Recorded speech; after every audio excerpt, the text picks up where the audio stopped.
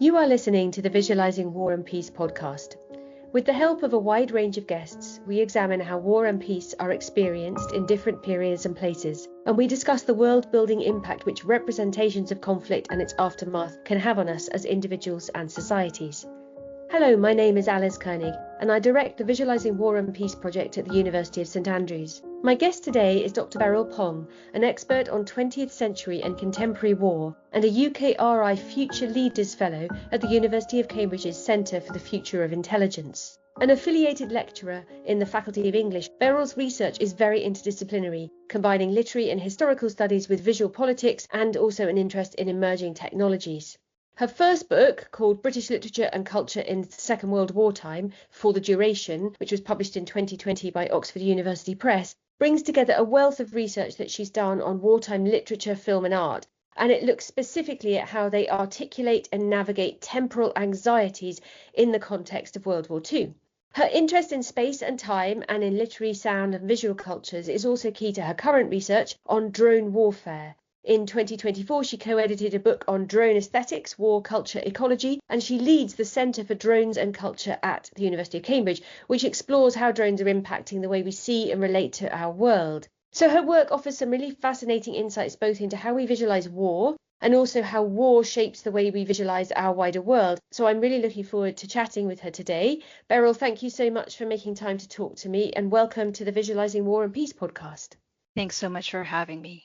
So to start off, it would be great to dive first into some of your earlier work on experiences and articulations of wartime during the Second World War. In your 2020 book, you explore the temporal anxieties that war brought with it, and you talk about this in terms of chronophobia, a joint fear actually of the past and the future, so a fear of time, but very specifically past and future time. Could you tell us a bit about this concept and how you have seen it playing out in the literature of the Second World War?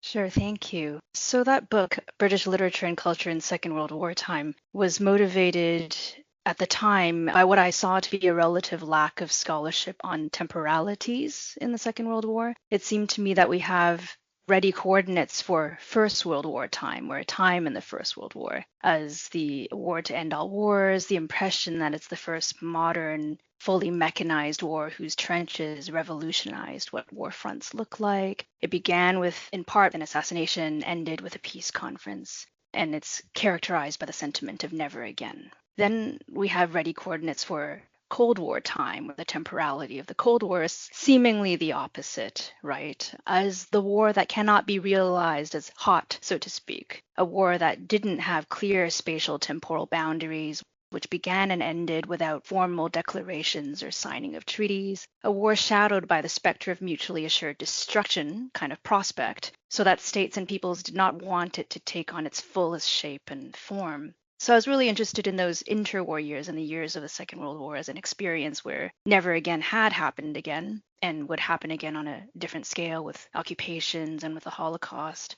At the same time, the Second World War ended really with the inauguration of the atomic bomb, right, and the nuclear conditions. So peace didn't really look all that hopeful or peaceful. And I started to conceptualize the idea of those years, particularly mid to late 1930s and late 1940s, as chronophobic, as characterized by a fear of time, fear of the past and the future together. Because as one moved forward in the 1930s, the legacies of what the economist John Maynard Keynes called the economic consequences of the peace, the humiliations Germany suffered, were going to come back to haunt in terms of renewed nationalism and fascism and so on. And it made for an uncertain future that felt for some to be inevitable. Mind you, the future is never inevitable or forgone, but I'm really interested in that feeling, that affect of dread and anxiety about the future and how that makes for a suspended present. So chronophobia is a term that I use to try to get at those feelings. Really fascinating. And those contrasts you've drawn for us as well between experiences, conceptions, articulations of time in World War I and during the Cold War, and then this sort of more in-between time of World War II. We often think of wartime as the time of fear, but you've pointed out that in fact the chronophobia extends backwards and forwards, and you're helping us actually to think about how we visualize peace as well as how we visualize war in terms of that uncertain future, that dread, that anxiety. Can you give us a concrete example or two from some World War II literature or film or art where we really see examples of this chronophobia in action, as it were? Yes, so as the feeling of an oppressive present that's squeezed by traumas past and future, one manifestation of this characteristic I trace is the trope of a lost childhood or a corrupted childhood. And innocence loss is, of course, a key theme in First World War literature. We think back to the war poets. But what distinguishes the idea of a corrupted childhood in World War II literature is an idea that the child was almost never innocent to begin with, almost like the interwar subject never had a naivete to return to or, in fact, to lose, because they were born into a world shadowed by past violence and the looming prospect of future violence. So one text that comes to mind immediately is Henry Green's Pack My Bag, which is a memoir. It's part of a bigger genre of what one critic, Jonathan Bolton, calls midterm autobiographies. So there was a spate of autobiographical writing during the 30s and early 40s of youngish or middle-aged writers who arguably have many years left to live, but because of chronophobia, they feel compelled to set down their lives mid-term, so to speak. And so Henry Green, in his book, recounts his childhood, his public schooling, his time in Eton, him going to university. And during the writing of the past, he indulges in what I call genuflections to the future. So while he is telling the story about his own childhood, he'll splice or unseat that temporality with these untimely, jarring little gestures to the present. So he would sprinkle in things about how he's feeling frightened in the present, even though he's arguably talking about something that happened 3 decades ago. At one point he says, this feeling my generation had in the war, the Great War, of death all about us might well be exaggerated by my recollection of the feeling I have now, I shall be killed in the next. Right? So these kind of formal turns get peppered throughout the narrative. So it's this really interesting interplay where we're learning about the past, but it's always in the shadow or always filtered through the feeling of a present that's doomed.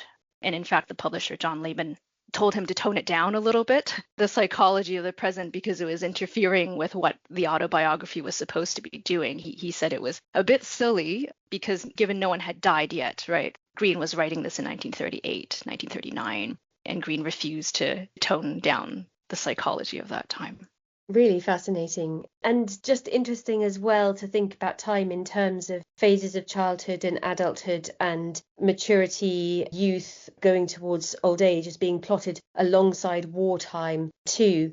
So you've already mentioned that what we see in World War II in terms of chronophobia is quite distinctive to World War II. Is it a phenomenon that we've seen post-Cold War as well? Is this something that you're aware of in more modern literature, or is the chronophobia, this in-between time, this really strong dread that you've given us an example of with Henry Green's work of more future destruction, of his own future death indeed, is this something that you think is really specific to World War II? Have you come across it elsewhere? That's a great question. Thank you. I think chronophobia is, on one hand, not distinct to World War II because when one is living in a war, that's what I'm calling wartime, not as the time of war set down in history books, but wartime as time felt, the temporality of being in war. When one's living in a war, one doesn't know when it's going to end. So living in wartime is part of living in what Elizabeth Povinelli calls the bleak house, right? It's living in exhausted social worlds and the effort that people within them exert to create embankments to endure. So it's easy to forget, I think, with the Second World War that has so, especially the British experience, that has so much mythos around Dunkirk and around the Blitz spirit that we think about that wartime retrospectively. So I think any war, when you're in it, when you don't know when it's going to end, has that element of chronophobia. And I think arguably the idea of chronophobia seems much more prominent in the Cold War period, where because we accept that it is this long Cold War where conflicts were fought by proxy, where you weren't sure whether one was in a war or not, that feeling was more pervasive. But what I was really trying to do was trace back these feelings of chronophobia They didn't just start on a specific day. And in fact, they didn't even just start with the atomic bomb, but actually it's a feeling that endured many years before. And in fact, some historians would say that much of the 20th century is in fact one long war, right? That the First World War instigated all sorts of things. And the Second World War, the Cold War, just became consequences or episodes of what then happened because of 1914. So that being said, I do chart in my book micro-temporalities of the Second World War, which I think are more distinctly chronophobic. The Second World War was the first war to bring aerial bombardment home, quote unquote, to the West. And I point out to the West because, of course, aerial bombardment and policing were British colonial tactics in the early 20th century. So this is about what it's like for it to come home to empire. But the Blitz, having protracted periods of nightly raids, this is in autumn 1940, made for a routinized experience of anxiety. So there's this feeling of chronophobia being telescoped or really condensed into a short period of time where you try to live with some kind of normality during the day with some fear of what would happen at night. At night, you endure, you go through the bleak house. And then the next day, you have to kind of live with these feelings of fear and not knowing and trying to live on and enduring at the same time. So I feel that instance of chronophobia specifically around fear of the air, around the home front, I think that is a kind of distinctive aspect to what chronophobia felt like in World War II. Yes, at the same time as being very distinctive. And as you say, it's the first time war really comes home from the air specifically, but the home front in Britain and elsewhere, of course. What's coming to mind as you talk there are testimonies of people who have been living under aerial bombardment in Ukraine, in Gaza, and those micro-temporalities, those pockets of peace that you try and win back during the day to reassert a sort of degree of normality, that constant fear of what the night will bring. There are elements, of course, that you're seeing that are distinctive to World War II, and also this concept of chronophobia and this concept of looking at wartime through looking at how people actually experience time in war is something that we can apply more widely. You're making me want to actually go back to some ancient texts as well. I'm a Roman historian and a classicist by training, and I kind of want to go back to some of the Greek and Roman epics, which play around a lot with the difference between, for example, a 10-year war, the Trojan War, and these micro-temporalities and the future, the fear of the future that some of the characters articulate as they look beyond the end of the 10-year period, to see how time gets articulated in that kind of literature too. Your work is a really important pushback in a way to the fact that when we do war history, we like to periodize, we often flag up the great events that bookend certain things, that appear to give it a structure that then conditions how we visualize it forevermore. It's important to dig down into these different temporalities and explore how time was and is experienced during conflict. Since your work on World War II literature and the work that you've done on concepts of wartime, your research has headed in some much more modern directions, although obviously it remains very connected to your ongoing interest in how we visualize war and also how changing approaches to warfare, whether that's from the air or very, very modern technology, influence how we visualize the wider world. So can you tell us a little bit about what drew you to studying drone warfare in particular? Thank you for everything you've just said about Gaza, Ukraine, and also ancient wars. I couldn't have said it better. In fact, I think a lot of my overall research, whether it's modern or contemporary, is, as you say, a pushback towards pluralizing, diversifying the narratives we tell about so-called grand histories, right? But your point about Ukraine and Gaza is spot on, which is to say that a lot of the links that I started to make in my head when I was thinking about our contemporary moments were precisely that we don't have ready accounts for endurance in Gaza and Ukraine. We do have some, but really not to the same level as the Blitz spirit or the People's War. There is so much done about the British experience and how we turned fascism on its head because of sheer will. But it really struck me that when it comes to drone warfare today, we still talk more about innovations in the technology, or we have accounts from the perspective of those who operate drones, right? So I'm just thinking there was a period of time when there were lots of whistleblower testimonies and exposés of drone operators talking about the toll that remote warfare was having on them. And that is important too, but in Western media for sure, that gets much more airtime than the endurance, the everyday experience of just trying to live with high-tech surveillance and with this fear of not knowing whether you are being targeted on the other side of the world for something that you didn't even know you'd done. So I think that conceptual link in terms of how it feels to go through war and whether we have accounts for war from below, as it were, coupled with just an overall trajectory that I see in terms of the aerial imagination, inaugurated way back from ballooning, at least in the 18th century, but really became prominent in the modern times, this interest in aerial photography, aerial violence. I see contemporary drone warfare as part of this much longer history of how we see and relate to each other, for better and for worse, aerially through the elements. Really fascinating. So it's really good to hear you articulate your motivations here as very much addressing dominant ways of thinking about modern warfare, as you say, from the technological lens, but also this point you make about the difference between looking at war from below and everyday experiences and the aerial imagination. They really come together. Again, just thinking about the kinds of texts that I work on, ancient texts, much older texts, and also thinking about some conversations we've had with people who've worked on the Napoleonic Wars. Obviously, you don't get aerial imagination in quite the same way, but you get people going up on mountains, or you get people looking down from the perspective of the gods, and they're always looking from the perspective of a powerful, often male vision, a general's viewpoint. And that aerial imagination has for so long been dominated by the official perspective, the elite perspective, a governmental perspective, a powerful perspective, often a very male perspective. So it's really good to hear you thinking about exploring drone warfare, exploring how people experience time and, wartime in the context of drone warfare from the bottom, from those everyday experiences. You note in your introduction to a collection of essays on the art of drone warfare, which was published in 2022 by the Journal of War and Culture Studies, you note that the rise of drone warfare is generating new imaginaries, new ways of looking at both war and the world. So can you give us a couple of concrete examples of that, how drone technology is changing the ways that we visualize war and the world?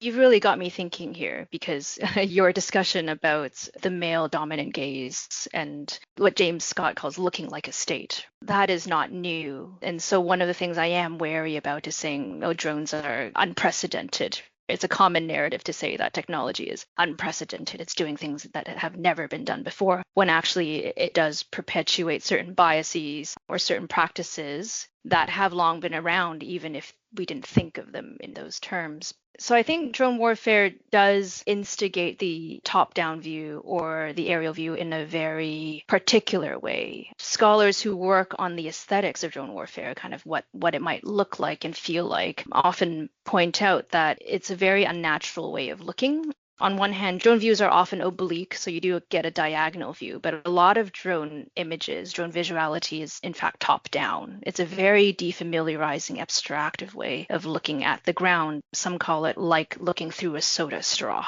You can imagine how unusual it is to spend lots of time looking at real people, looking at contexts and places that you want to know more about through the perspective of a soda straw. And how does that way of look impact on the way you understand those people or those cultures or those lands? On top of that, how does the very act of looking already consign or relegate what's being seen to be suspicious? If you're looking at people through an apparatus with interfaces all around that show them, not always through crosshairs, but shows them through the perspective of being surveyed or being possible targets, that kind of interface affects the way you then see what is, in fact, on the other side of the screen. It instills a kind of suspiciousness or paranoia or a desire to really dig for something to prove nefariousness. And that's what I mean by imaginaries. There's a certain way of looking through drones and through the drone systems and through drone apparatuses. But what's important about that way of looking is the way it affects what you interpret, the way it affects how you relate to what is seen. And those are consequential decisions that get affected through the visual realm. Yeah, really important points again. I like that soda straw analogy because it actually helps us understand how reductive the drone gaze can be. We often think of drones as opening up our sight lines, but in fact, that analogy helps us think about them as also narrowing our sight lines. And as you say, there are these layers of lens, layers of looking with the surveillance gaze, encourages certain kinds of visualization that actually establish a them and us mode of thinking. And it's about sight also becoming knowledge and therefore becoming control and power. So as you dig into the aesthetics of the drone imaginaries, yes, you can see how profoundly they impact our ways of looking. And that, of course, leads to our ways of thinking, and our mindsets lead to behaviors and so on. Some operators have called that gaze the God's eye because it gives them the sense of omniscience or surveillance. And that is part of what then affects their feelings of responsibility for what then happens on the ground. But I am at the moment drawing from examples of the so-called global war on terror from the past 20 or so years. What we're seeing nowadays, drone aesthetics and the new drone wars of Ukraine and Gaza aren't always top down. In fact, as drones have gotten smaller and more accessible, and as people are fighting wars, not necessarily through expensive defense military models, but through small, cheap, off-the-shelf drones, you get more of what gaming would call the first-person view. I think that also mediates how you experience the war. And this is something I'm kind of actively trying to work through, is not all drone views are the same. And there was a period of time when in the media, we got one kind of drone view repeatedly, which is this intimate, because you can see a lot more from that perspective, but distant view from up above. Nowadays, we're really getting drone views that are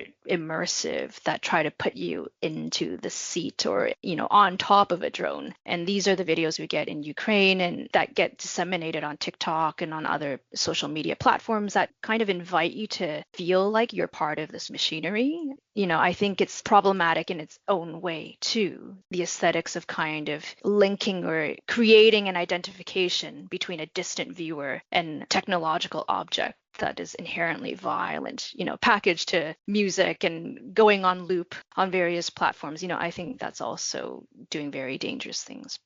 Yes, absolutely. I agree. And I've certainly seen some examples of that. As you say, there's a music track in the background, and that first person immersive view, the nature of that footage bonds you empathetically sometimes with the on the ground drone operator targeting an enemy force, and you actually see the trajectory of destruction that they themselves are unleashing. And all of that is militarizing and problematic in different ways from that top down view. And you've just drawn our attention to the fact that in war today, there isn't just incredibly expensive technology, but off the shelf, much cheaper kit. And that's partly because drones are more generally finding their way into civilian as well as military life. How would you say public perception of drones is changing as they become more common in both civilian and military contexts?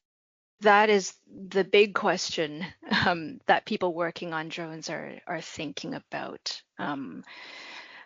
And I am actively actually trying to probe this in my research, and I don't have any conclusions yet. I have hypotheses.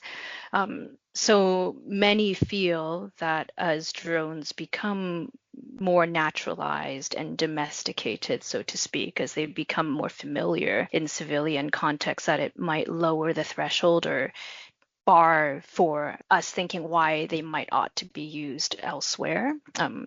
Just as they become more familiar, we just become more accepting of allowing its use in proliferated ways.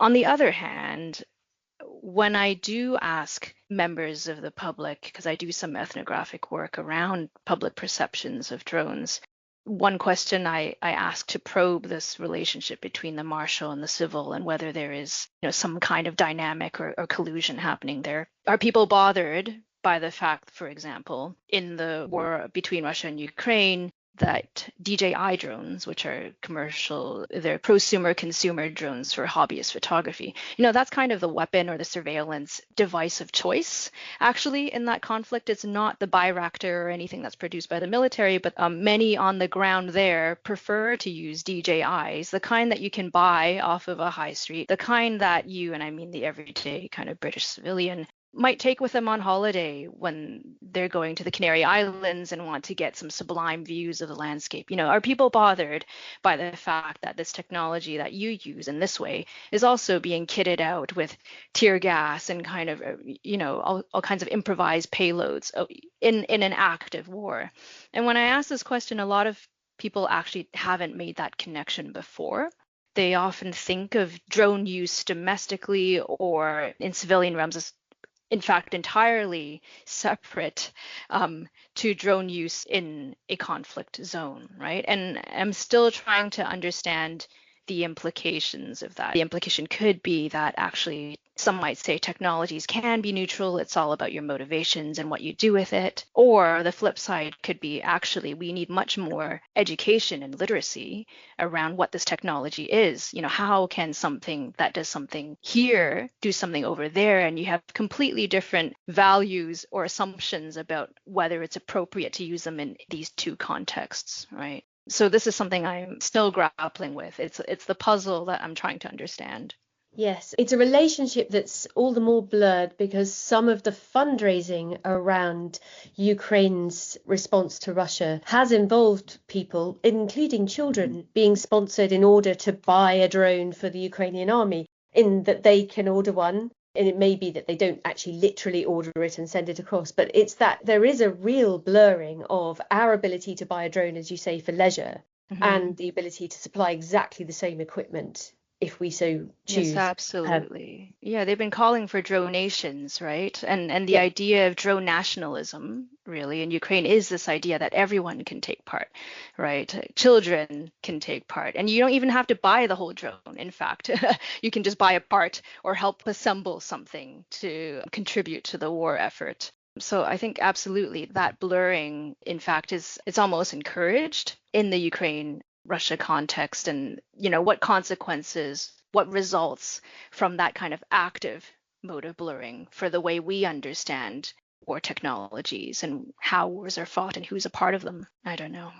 yeah, participation becomes very blurry itself at that point, doesn't it? As part of your research on the aesthetics of drone warfare and the imaginaries which they produce, you've been working with some visual artists. So what insights have you found that art can offer into the impact that drone warfare is having on our real and on our conceptual worlds? I think art is hugely important to being able to see technologies differently. I think a lot of the narratives around, particularly from big tech, who are purveyors of these technologies, are, the feeling of the narrative is that it's inevitable. It's almost like, why wouldn't you push for innovation? This is the only logic that exists. If you can do it, why don't you pursue it? And art is really important in allowing people to see otherwise and to think otherwise and provide speculative versions where the technology may not be all powerful or may not look the way it does. I'm really influenced by Jacques Rancière's understanding of aesthetics. He says aesthetics is, on one hand, it's art, taste, beauty from the 18th century conception, but aesthetics is also something much more physiological. It's really about the aesthetics of things, the design of things,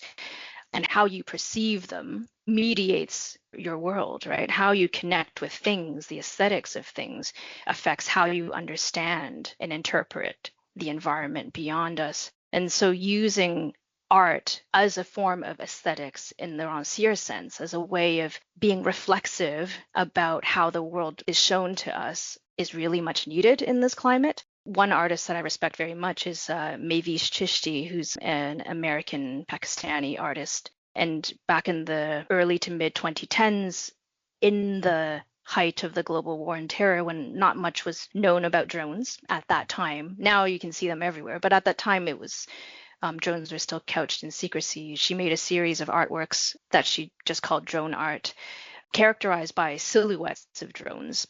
But she'd fill these silhouettes with patterns and with idioms from Pakistani truck art, right? It's this kind of particular idiom that borrows from miniature painting, and she layers them on top of these drone shapes. And I just, that is the power of aesthetics, which is you are looking at a drone, you're looking at an object But she's used color, she used pattern to bring back the culture, right? Because a lot of drone strikes happened at the Pakistani-Afghan border. Bring back the culture that's most affected.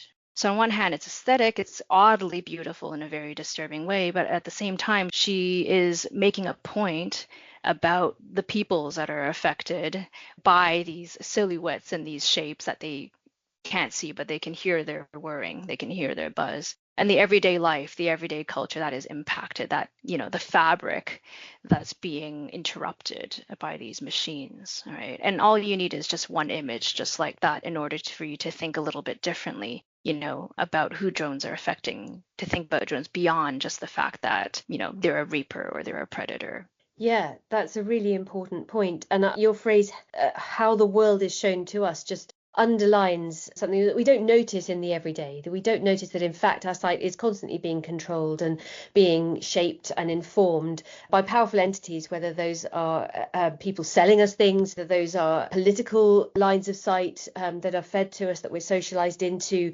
cultural lines of sight as well.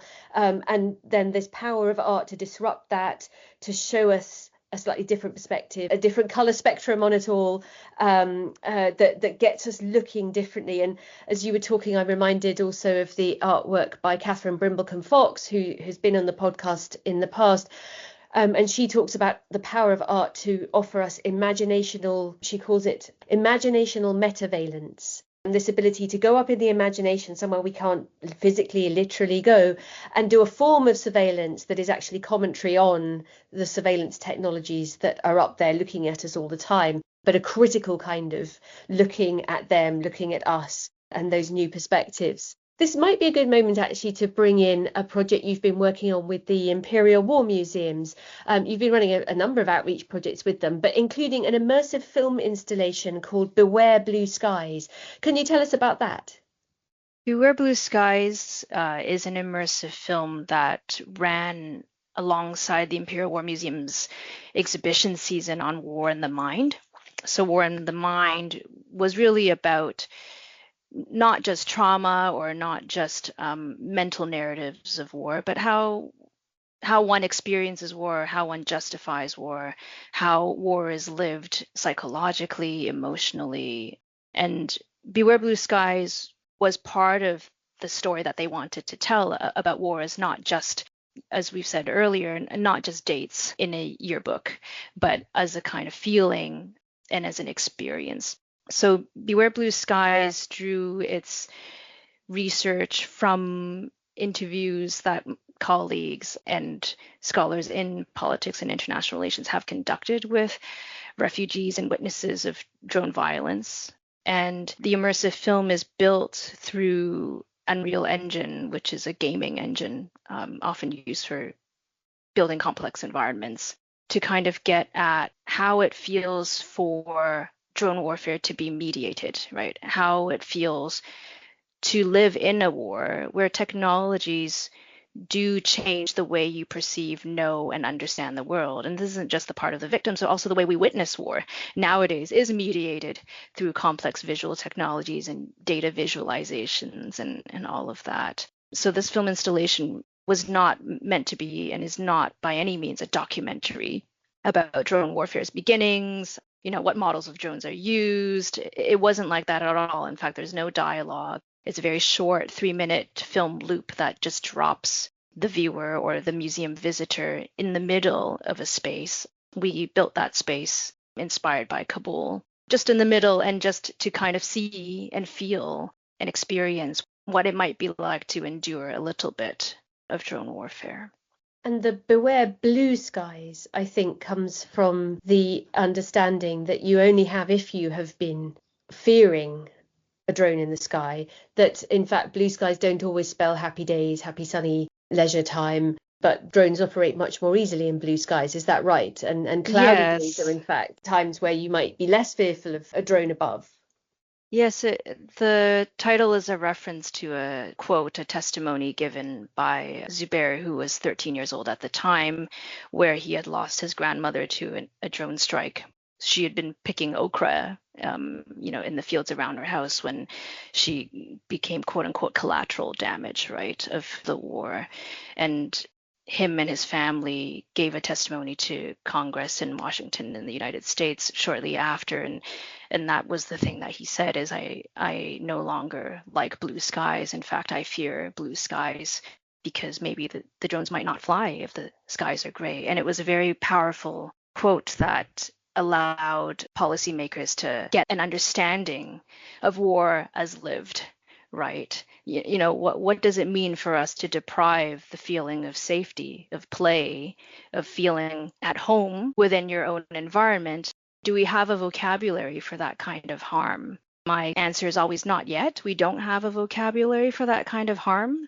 We tend to have words from human rights law, international humanitarian law, and we have words for proportionality, for distinction between civilian and combatant, but we don't have vocabularies to talk about what it's like to have nightmares, what it's like to be scared of blue skies and clouds, what it's like to feel like you can't follow your usual routines or meet up with your family or go to a wedding or a funeral, social activities, to do these things for fear that they might be misinterpreted or misconstrued as suspicious, right?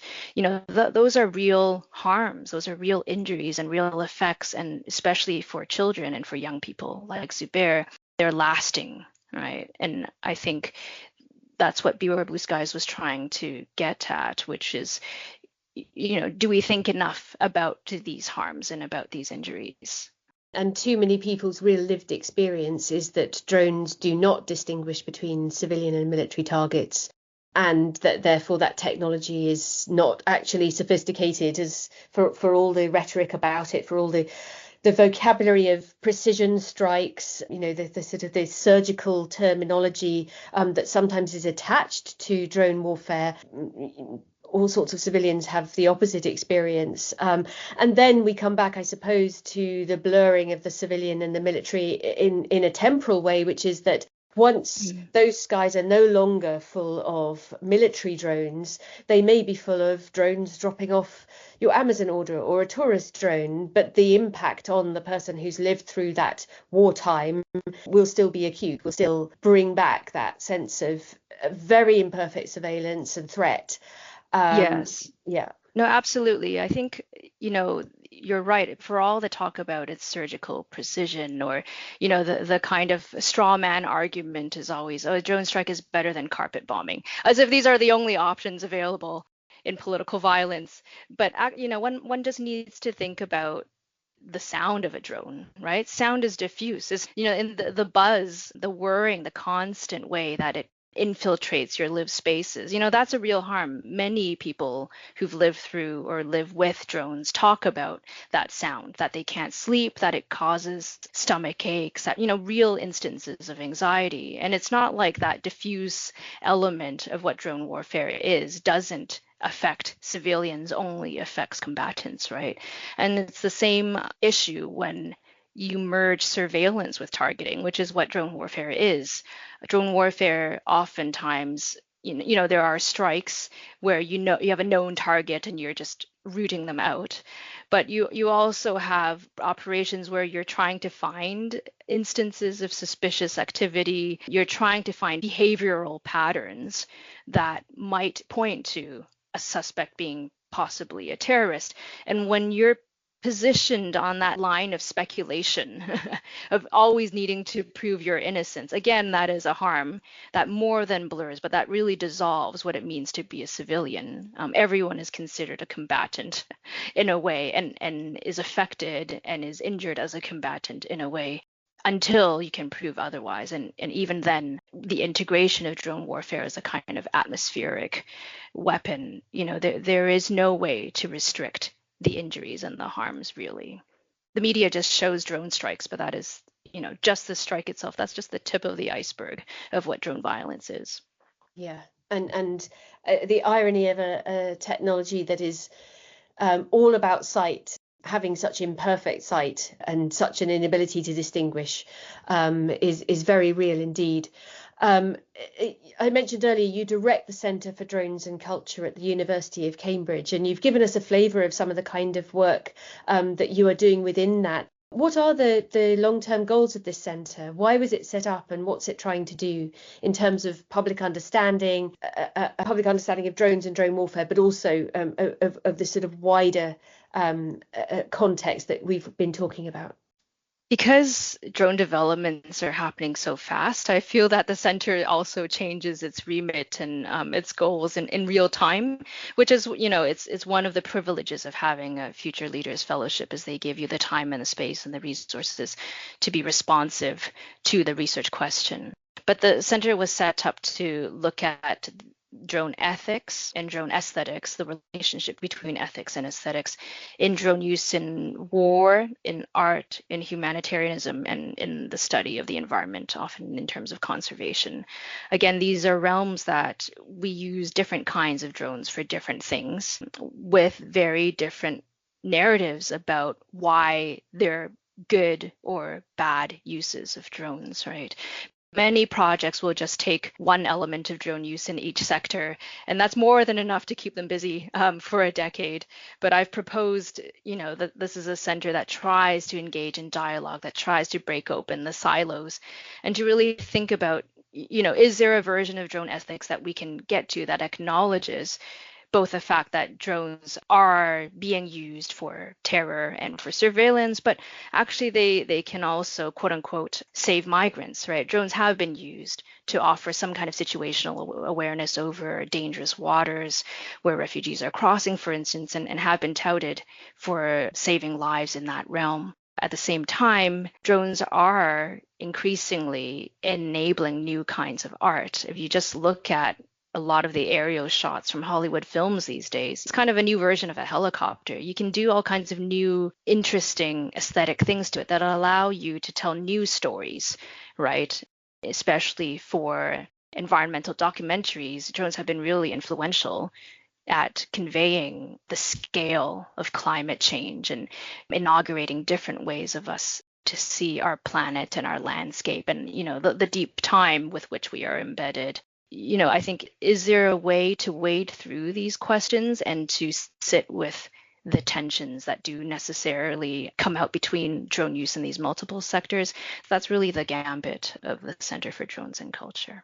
To avoid the idea that we are just drone bashing here, you're absolutely right to point out the many uses, as you say, for conservation work, environmental work. I've come across the idea of drones flying into burning buildings to identify whether there are actually people who need to be brought out. Drones monitoring great white sharks in the bays near where people are swimming. There are ways in which drones, of course, keep people safe as well as which they threaten them. You mentioned just now when you were talking about the ways in which drone art and drone visuals can change our understanding or, keep informing our picture of the planet we live on and the environments we live in. You mentioned there quite a fascinating comment about the deep time we are part of. So I wonder if you can unpack that a little bit, because we've been talking a little bit about the way in which drones, especially in military contexts, look down on a moment in time and make quite quick fire decisions. But they also clearly have this capacity actually to show us a much longer kind of temporal experience. And given that we started the conversation thinking about time and temporalities, how do you see the possible temporalities that drones can give us access to, help us visualize better for the future? Yes, there's many temporalities to drone aesthetics, I would say. The version that we have in drone warfare is a temporality that's oppressive, that's almost stolen from you. You can't live a future because of chronophobia, because of your fear of what you do in the present is kind of affecting how you'll be seen by others who might target you in the future. But then there is, this, as you say, this flip side to the temporality of drone aesthetics, where aerial views of spaces of visible climate change, and sometimes it might just be, the erosion of where forest lines are drawn, but sometimes there are actual events like oil spills, right? The aerial view gives you that perspective of expanse, right, and scale, and how much a small scene can impact on the surrounds beyond it.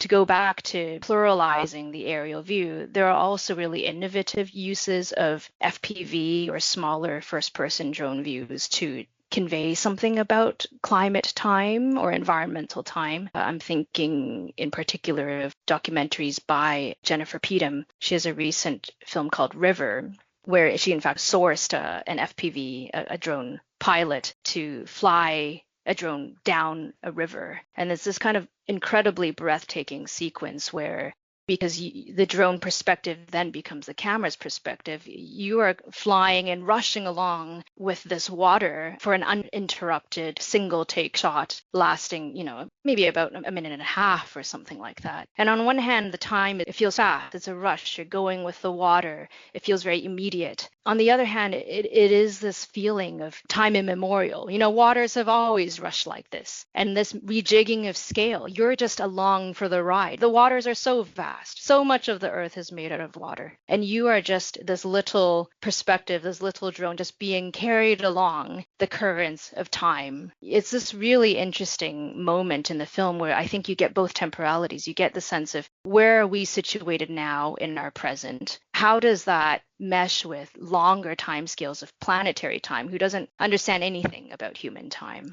How can drones gesture towards temporalities that are both mundane and everyday, but also as event, right? And that's exactly what climate change is. It is mundane. It's happening all the time. So we become politically complacent about action, but it is connected to deep time. It has these temporal scales that reverberate far beyond us. Climate change is an event, even if we experience it as something that's ordinary.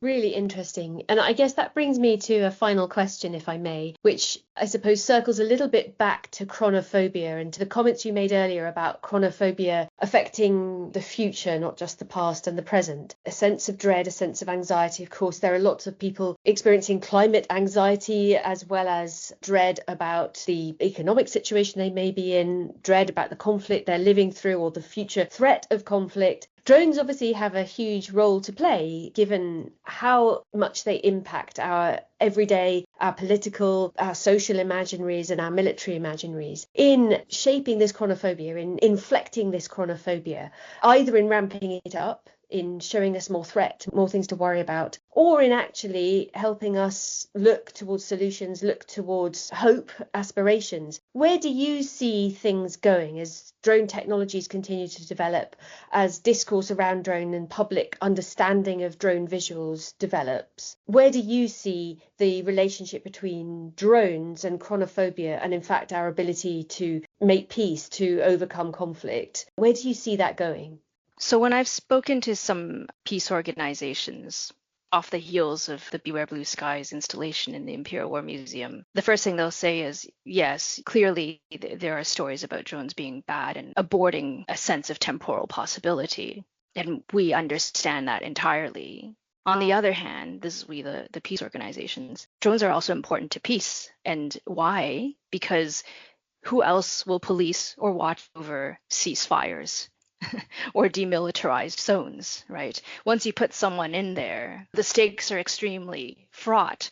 All kinds of consequences come out of it. But you can put an unmanned aerial vehicle in that maintains the peace, so to speak, that can keep a balance in situations that are extremely volatile. And I thought that was a really important assertion of the temporalities that drones can create, because just like the harms of drone warfare, actually, we don't have a lot of vocabulary for peace either, for the temporality of peace. Does peace get declared all the time? Does it end? What is the duration of peace? And also, we don't have vocabularies for the labor of peace, the work that it takes, the effort, the sacrifices that it takes to have peace. And here were some peace organizations, very pragmatically telling me about their experience of using drones to do some of that work, to help them do some of that work, to keep opening up a time that isn't foregone or foreclosed by conflict, that it can just keep the door open just long enough for conflict to be mediated, for there to be just a bit more understanding. And so I hold on to that for all of my negative thinking about the history of drones. And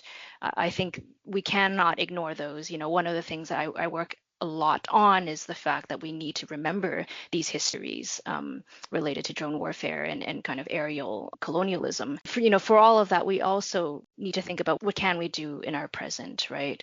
What agency do we have right now, knowing what we know of the past, knowing how these technologies are often exploited for not the best purposes. Knowing that, what can we do to make sure that we use them responsibly, as ethically as possible, and maybe to use them in ways that were unintended, right? That you don't even think a drone can be used for that purpose, but actually it can. It can somehow do the hard work of helping to maintain peace, right, and open borders. So that gives me hope, and that gives me light. Yes, that's a really good thought to end on, the idea that drones can do peace work, a different kind of surveillance. And in the process, as an extension of peace photography, peace art, they can help us visualize peace in all its labor, in all its diversity as well, show us what peace work looks like, what maintaining peace, what preserving peace, keeping peace, building peace actually looks like from different perspectives and different angles. So they potentially have a very powerful role to play in helping us visualize not just war but peace, and help us revisualize the worlds we live in. Beryl, it's been really fascinating talking to you. Thank you so much for the conversation, from World War II chronophobia all the way through to possible futures. It's a conversation that's reminded me of some of the other chats we've had on the podcast in the past, for example, with Julian Wright about temporal dislocation during World War II. I've mentioned already Catherine Brimblecombe-Fox and her art looking at drone warfare and the technologies that surveil us today. So it links up really nicely with conversations we've had and takes us on and takes us thinking further about some of the peace conversations that we've been having in more recent episodes. So thank you very much for a really fascinating chat. Thanks so much, Alice. It's been a real pleasure. And I really appreciated the conversations that have emerged even just from this podcast. And thank you also to you, our listeners, for joining us again. We do have more episodes coming up as we continue to explore different visualizations of both war and peace in different contexts. So please keep tuning in. If you'd like to support our project, you can share it with others in your networks. And if you want to join the conversation further, you can follow us on social media. Just search for Visualising War or Visualising Peace, or get in touch directly by emailing us at viswar@standrews.ac.uk. Our theme music was composed by Jonathan Young. The show was mixed by Zafia Gertin. Thank you for listening.